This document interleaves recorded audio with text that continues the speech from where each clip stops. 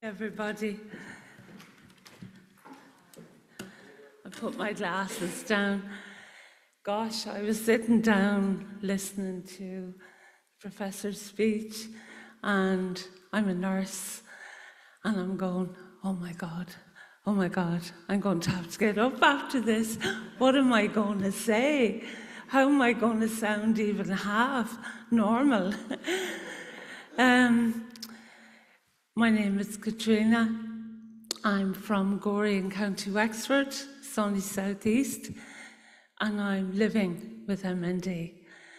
And I was thinking last night about over the last few weeks, what would I say?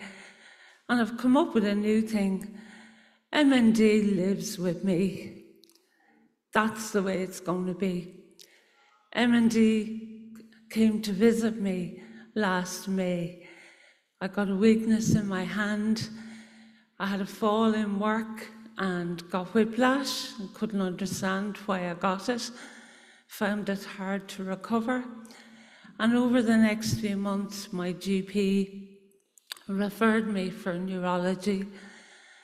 It took a few months, but by November, I knew something serious was going on. I now had a second arm that just didn't want to work. My tongue, and anyone that knows me knows I love to talk, and my tongue started to get tired. Oh my God, the worst thing in the world, not being able to talk. After my diagnosis in December with Professor Hardiman, Christmas week came up, trying to tell my 25 and 27-year-old kids that I had a diagnosis was very difficult. Telling my family, telling my friends, telling my work colleagues. And over the next couple of months, it kind of got out of control. I felt like it was getting away from me. And so I decided, do you know what? I'm taking control back here. And so I announced to the world that I had motor neuron disease. And I had a big coffee day at home, and we raised a few funds, but we had a great day. We laughed, we talked, we shook hands, we hugged, and I felt like motor neuron was now living with me, not the other way around. Over the last few months, I have had some great interventions. I really want to thank the Motor Neuron Society. I've banked my voice, very, very important to me. I have received some equipment at home. I have an arm, my arms don't work so well. I have an arm, I can't think of the name of it, but it lifts my arm up. I can scratch my head still. There is nothing as bad as not being able to scratch your own head. And that's one of the little things. Looking around the room here today, there's nothing as bad as not being able to be independent anymore. There's nothing as bad as having to admit to your loved one, your family member, that you need help for the most intimate of things. And it's a journey. It's an ongoing, everyday loss. And so we have to deal with that. How can we deal with that? Well, MND have helped us deal with that. Charlie Bird, Lord of Mercy on him, has helped us deal with that. MND offered me 6 counselling sessions.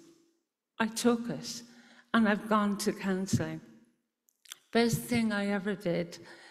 They've offered me support for a breakaway with my family. I've taken that, and I'm bringing my girls, sorry Joe, I'm bringing my girls away in December, and we're going to a spa overnight. You know, I'm going to take advantage. They've offered me 6 sessions for therapy.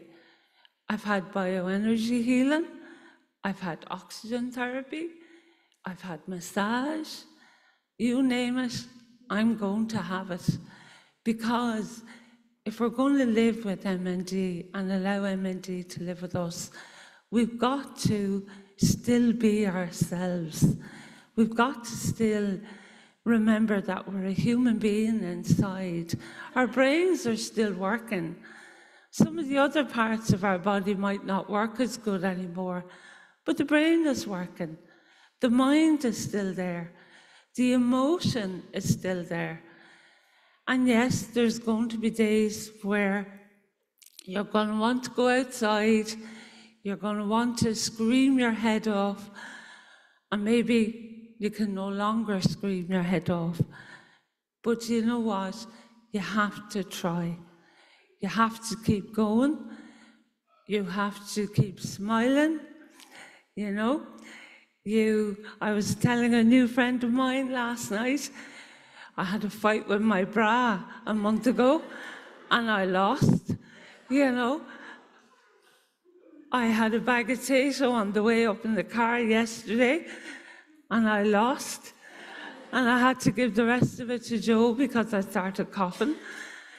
You know, I bought myself, I'm going to tell him, I bought myself a cat scratcher, and I'm going to screw it to the wall so I can go and scratch my back, because I'm not giving up. We can't give up. I'm really grateful for the Motion Neuron team. I've joined the Lighthouse Project. I'm going to do a walk on the 19th of October in my local town. And anyone that's in the southeast area, if you'd like to join me, we'd be delighted to have you. Joe and I and our family have been part of Gorey community for a long time. Gorey community is now with me on my journey.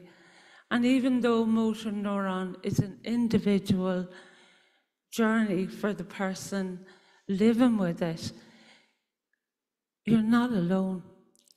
You have family, you have friends, you have work colleagues. I can no longer work. But when I really think about what did I go to work for, apart from the money, I went for the people. I worked with people with disabilities. I told them every day, get up and try. Be as independent as you can be. It doesn't matter how little. Just try it for yourself.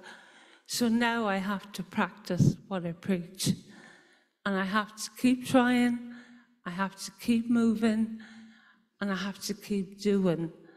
And I might have to find different ways to do it, but I will.